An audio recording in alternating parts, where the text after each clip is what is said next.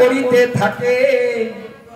শ্রীমদ ভাগবতে শুকদেব গোস্বামী বললেন, এইভাবে ভক্তিপূত ভাবে যদি 48 মিনিট কোন ভক্ত তার ভক্তি নিবেদন করতে পারে, অন্তিম কালে সেই ভক্ত আমার রাধা কৃষ্ণ দর্শন করিতে করিতে গোলক বৃন্দাবন চলে যাবে।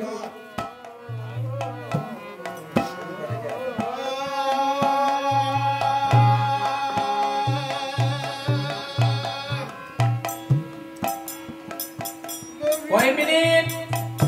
মাত্র 48 মিনিট।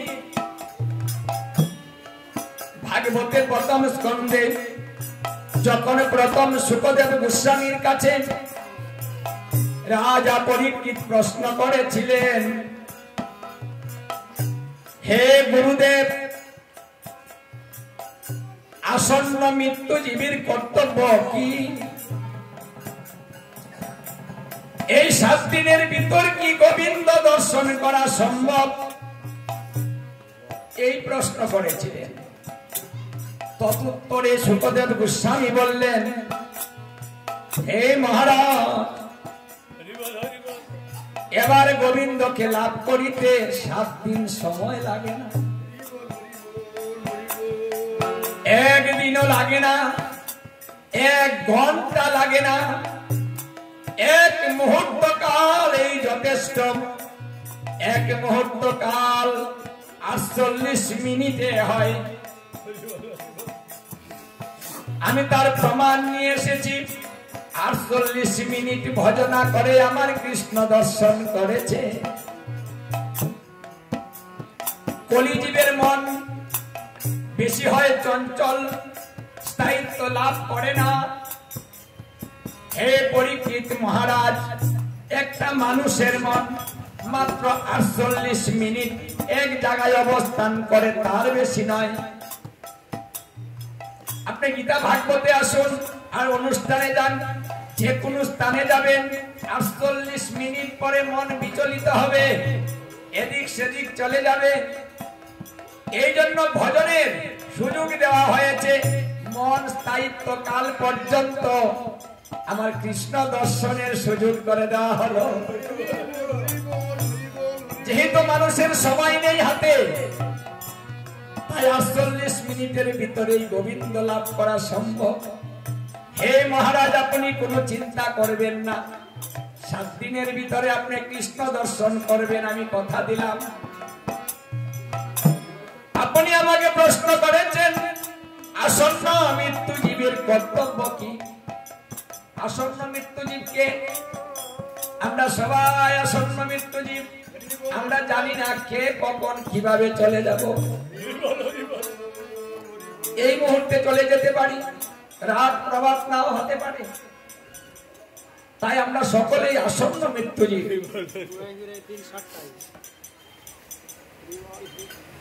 শুকদেব গোস্বামী বললেন, হে মহারাজ, আপনি তো জানেন আপনার আয়ু 7 দিন, কিন্তু কেউ তো জানে না তার আয়ু কদিন। আপনি একটা সুন্দর প্রশ্ন করেছেন। গীতার মধ্যে আপনার পিতামহ অর্জুন অনেক প্রশ্ন করেছে, কিন্তু এমন সুন্দর একটা প্রশ্ন করতে পারেননি।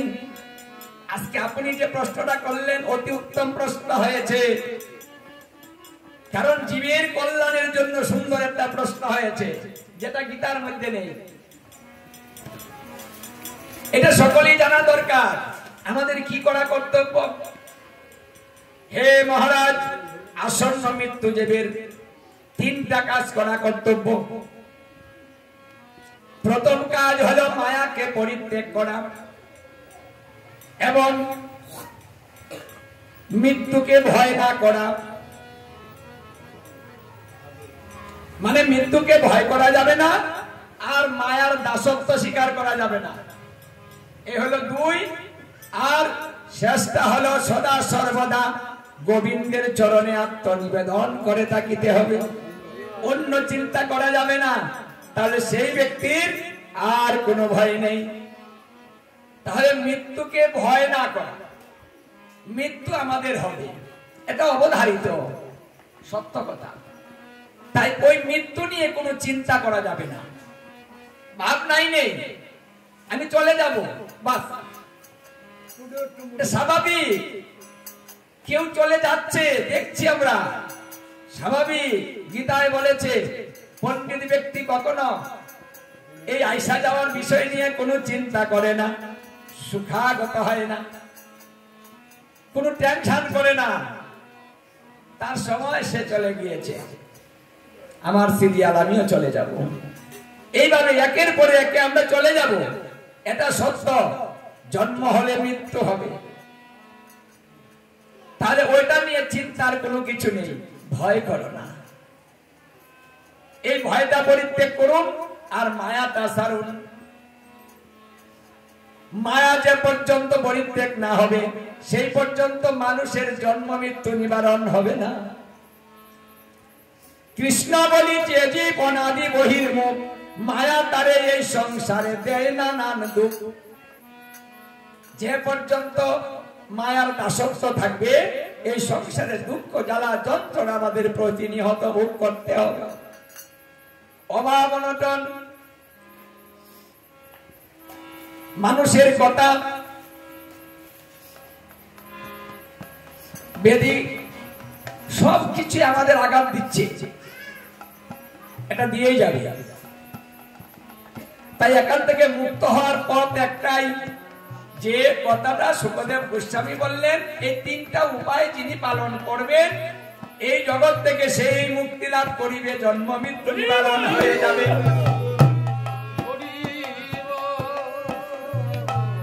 যদি জন্ম মৃত্যু নিবারণ না হয়, দুঃখে নিবারণ হবে না। আপনি যত চেষ্টাই করুন অভাব দূর হবে না। রাধারানী একদিন কৃষ্ণকে প্রশ্ন করলেন, আচ্ছা প্রাণবল্লভ, তুমি মানুষকে কষ্ট দাও কেন? মানুষকে তুমি গরিব বানাও কেন? তুমি তো ইচ্ছা করলে সবাইকে সমান করিতে পারিতে, সবাইকে ধনী করে দিতে পারতে, সুখী করে দিতে পারতে, তাহলে তুমি কেন বৈষম্য করো? কেন তুমি মানুষকে এইভাবে কষ্ট দাও? তাতে কি তুমি কষ্ট পাও না? তুমি না সকলের ঈশ্বর, তাহলে তুমি কেন ওদেরকে কষ্ট দিয়ে তুমি চুপ করে থাকো? বলছে, হে রাধা রানী, জগতের সবাই আমাকে দোষে, দূরে রাখো না একটু,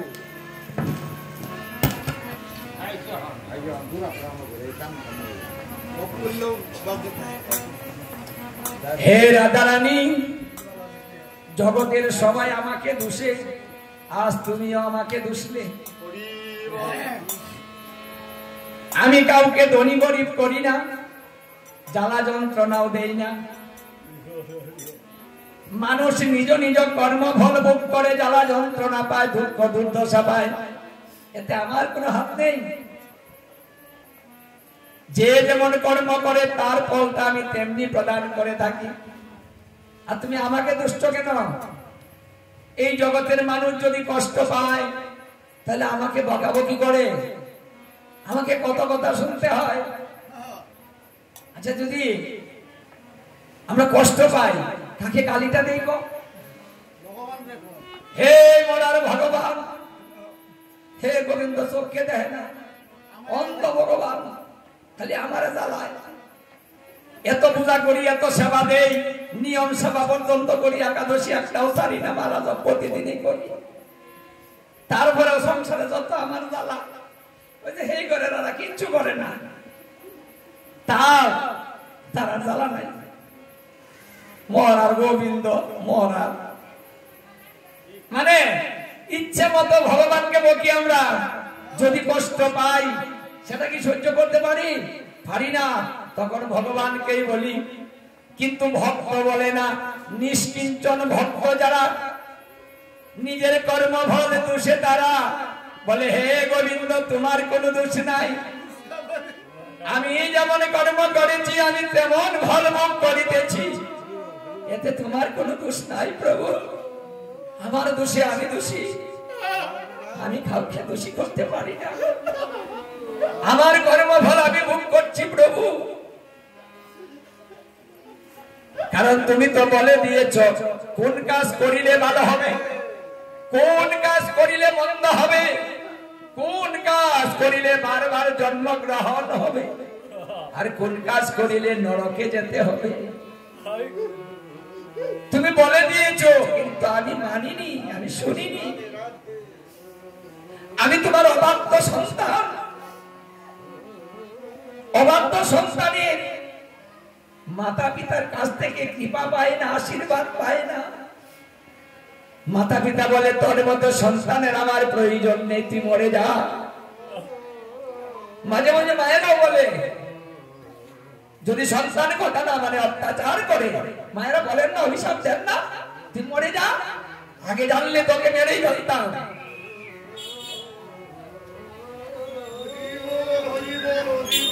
আজ আমার মহাপ্রভু এসে জীবের জন্য কাঁদছে, উচ্চ স্বরে বলছে, উচ্চ স্বরে কাঁদে প্রভু জীবের লাগিয়া, আর চৈতন্য করান জীবকে এই কৃষ্ণ নাম দিয়া। হে রাধারানী, আমি জীবের দুঃখ কষ্ট সহ্য করতে পারি না,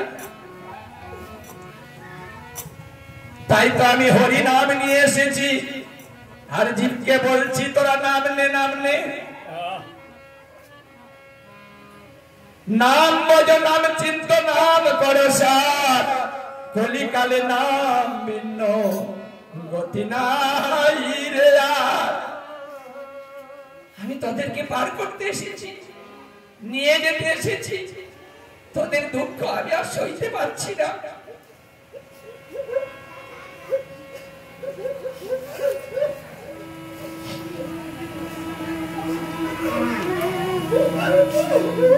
এই কলিকালে হরিনাম করিতে প্রচার, আপনি হইলেন প্রভু গৌরবতার। এই হরিনাম নিয়ে অবতার গ্রহণ করলেন, জীবের দ্বারে দ্বারে ঘুরছেন, আর নয়ন জলে ভক্ত প্লাবিত করছেন, দুলায় গড়াগড়ি দিয়ে জীবকে তত্ত্ব শিখাচ্ছেন। যদি তোমরা পার হতে চাও, ভক্তের চরণ দুলি অঙ্গে মাখো, তোমাদের ভজনের শক্তি বেড়ে যাবে।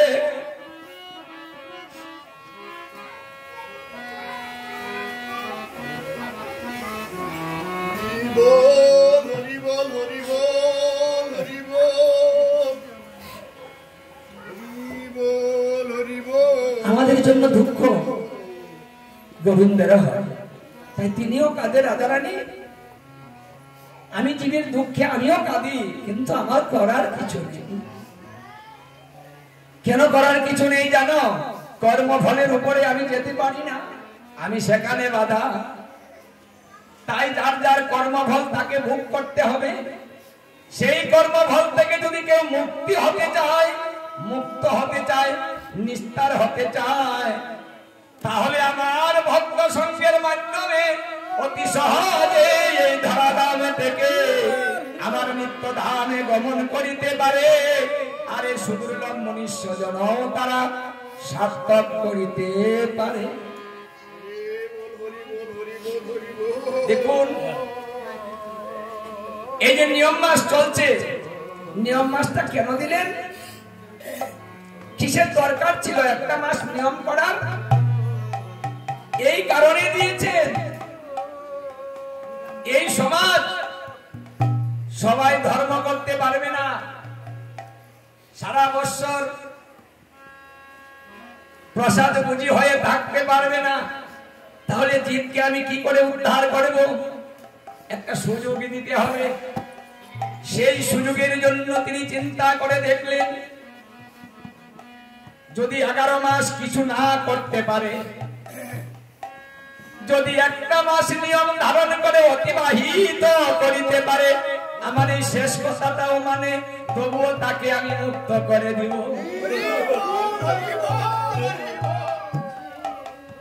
এই সুযোগটা কিন্তু এই জন্য আনলেন, তিনি যে দয়াল, তিনি যে আমাকে নিয়ে চিন্তা করে, আপনাকে নিয়ে চিন্তা করে, যার জন্য নিয়ম সেবার প্রবর্তন করলেন। আমরা কি একটা মাস নিয়মটা ধারণ করতে পারি না? 11 মাস পারলেন না, কিন্তু একটা মাস কি পারেন না? যদি আমাদের পরিবারের কেউ মৃত্যুবরণ করে, তাহলে আমরা কি আমিষটা বর্জন করি না? থাকতে পারি না? যারা 1 মাস পালন করেন তারা কি 1 মাস থাকেন না? 15 দিন, 1 মাস, 11 দিন, 13 দিন, যার যেমন ইচ্ছা করছে, তাহলে তা যদি করতে পারি, তাহলে 1 মাসের মধ্যে আমার সমস্ত পাপ থেকে আমাকে মুক্ত করে দিয়ে নিত্য দামে প্রেরণ করে দিবে, এমন সুযোগ একটা বের করে দিলেন। আমরা কি তাহলে প্রভুর এই কথাটা মানতে পারি না?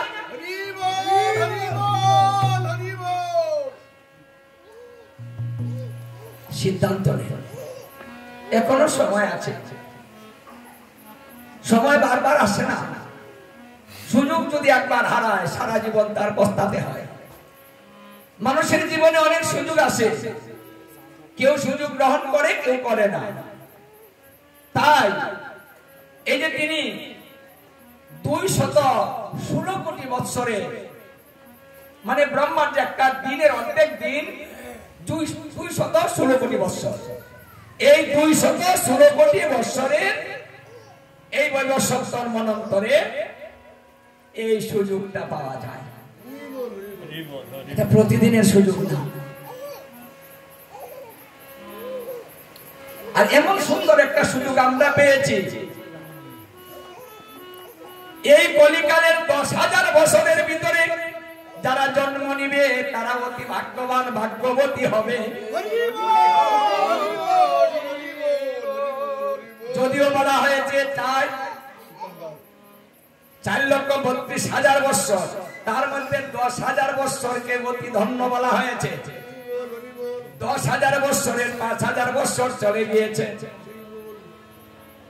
এর ভিতরে যারা জন্ম নিবে তারা ভাগ্যবান, ভাগ্যবতী। তারপরে যারা জন্ম নিবে তারা সুযোগ কম পাবে। মানুষের হানাহানি, মারামারি, ধরাধরি, কাটাকাটি বেড়ে যাবে। আত্মকলহ দিন দিন বাড়িতে থাকিবে।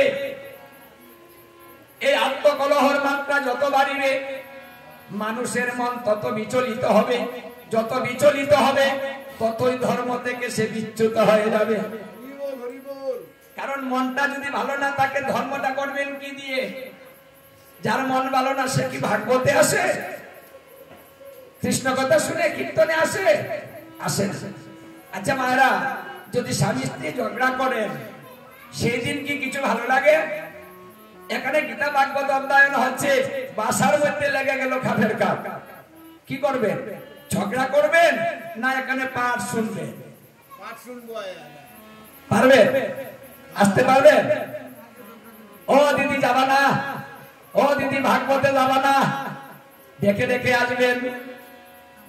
সে বলবে তোর যা, তুই যা, আমার ঘরে যে ভাগবত শুরু হয়েছে আমি তা লইয়াই বাসি না।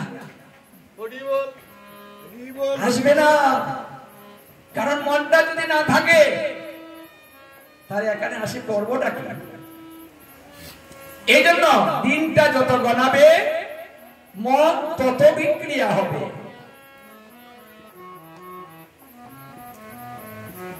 এই জন্য আমাদের এখনই সময়, যারা এবছর করছেন না, এখন থেকে শুরু করেন। ভাগবতের 3য় খণ্ডে মৈত্রেয় ঋষি বলেছিলেন, হে বিদুর, যাদের ভাগ্য ভালো, একদিনের জন্য হলেও সে কৃষ্ণ ভজন করিবে। যদি ভাগ্য ভালো হয়, একদিন হলেও কৃষ্ণ ভজন করবে। কেউ কেউ বলেন না যে মাস তো গেলই, আর কয়টা দিন বাকি, এই বছর আর লই নাই, আর লব আগামীতে 22 থাকলে করব, না করলে তো আর হবে।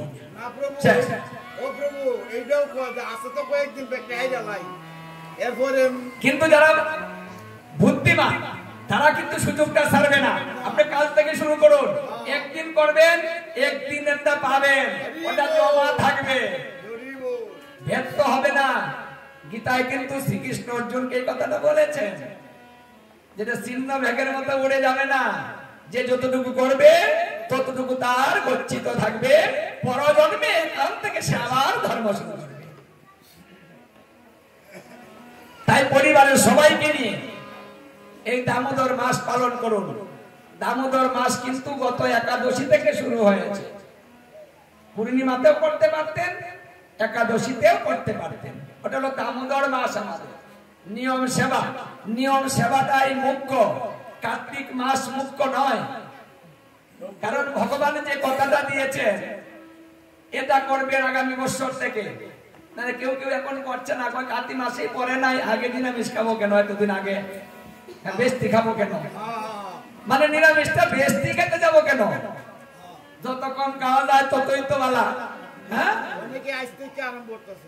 এই যে সুযোগটা করবেন না, কারণ গোবিন্দ কথা দিয়েছেন যদি কেউ নিয়ম মাস পালন করে তার এক মাসে আমি তার জীবনের পূর্ব জন্মের যত অপরাধ আছে সব ক্ষমা করব।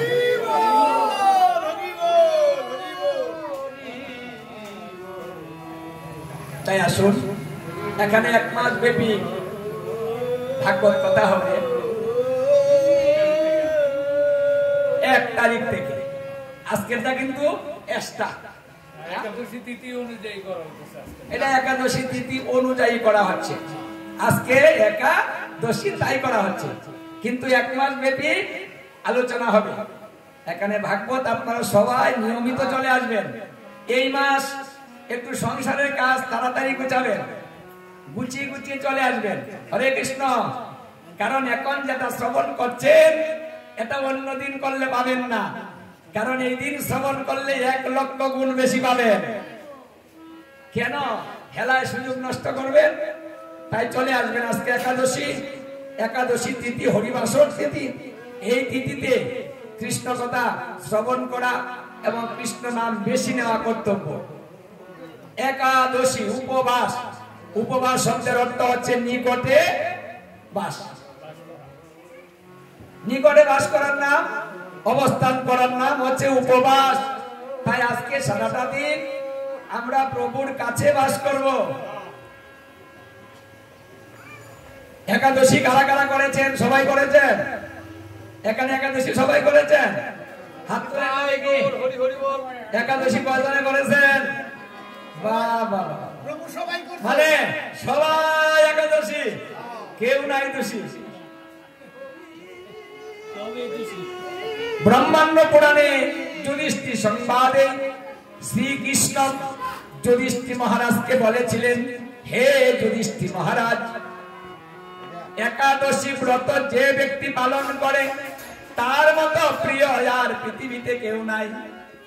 মানে তিনি একাদশী করে তার মতো আপন আমার আর কেউ নাই।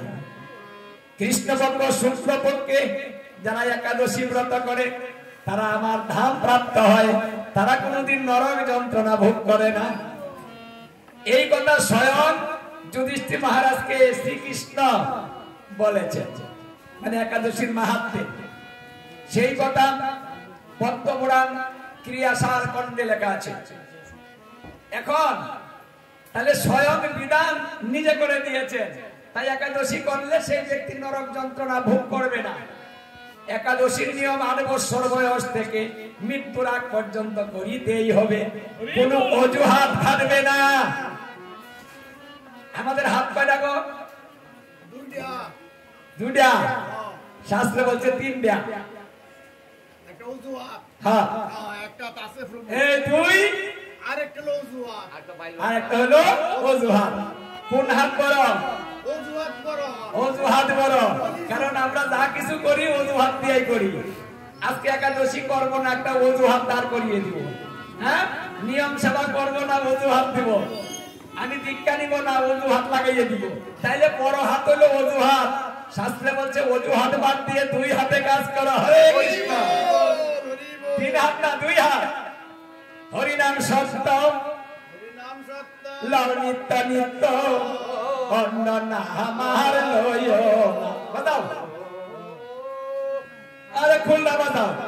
হরিনাম সত্য, লব নিত্য নিত্য, অন্য নামার লয় না। হরিনাম সত্য হলো নিত্য নিত্য আমার হরিনাম সত্য হলো নিত্য নিত্য আমার হাত তালি লাগাও না।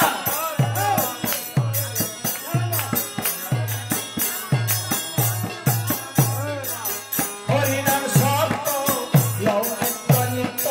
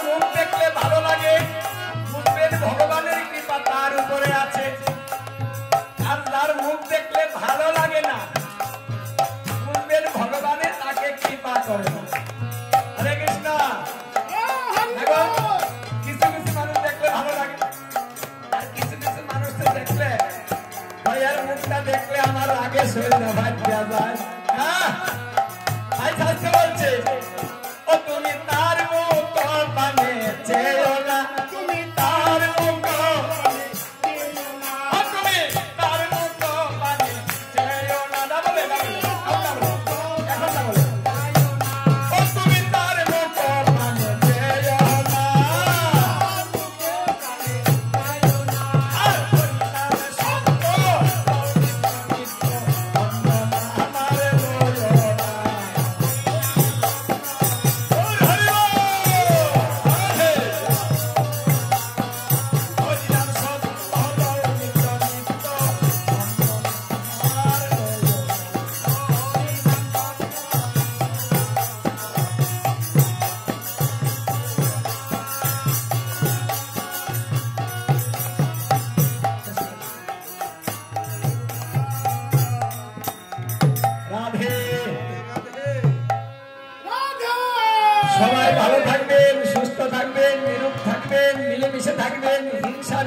ছাড়বেন, রেশারেশি ভুলবেন, কে কবে কি বলেছে মনে করবেন না।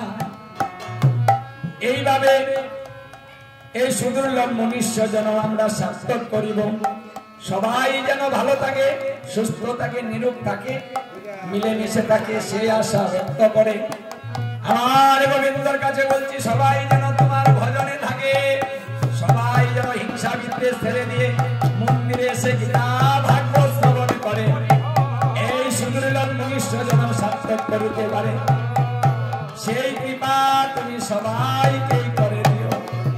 জয় জয় গীতা ভাগবত মুনি প্রেমানন্দে, হরি হরি বল,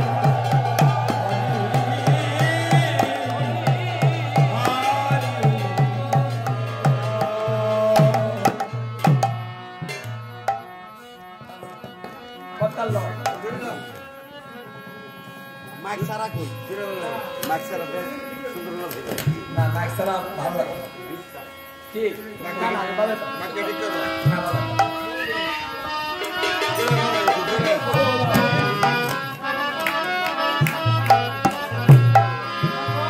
জয় রাধে গোবিন্দ বলো,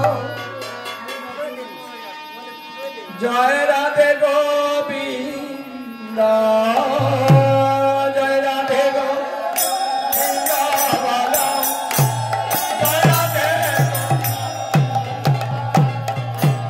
জয় রাধে গোবিন্দ বলো, জয় রাধে